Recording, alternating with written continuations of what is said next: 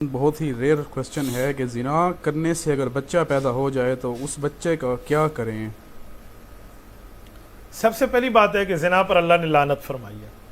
لیکن زنا کے نتیجے میں بچہ پیدا ہو گیا تو اس بچے کا تو کوئی قصور نہیں ہے۔ اس بچے کا کیا قصور ہے؟ قصور تو ماں باپ کا ہے، بلکہ اس حد تک روایات میں آتا ہے کہ اسلامی حکمرانوں کے طرز میں خلفائے راشدین میں سیدنا عمر فاروق رضی اللہ عنہ کا نام آتا ہے، اس طرح باقی اگر کسی ایسے نتیجے میں بچہ پیدا ہو گیا تو اس بچے نے جب تک دودھ پینا نہیں چھوڑا اس وقت تک اس پہ حد بھی جاری نہیں کی گئی ان کی والدہ پہ، اس کی تربیت صحیح ہو جائے، اور اس کے بعد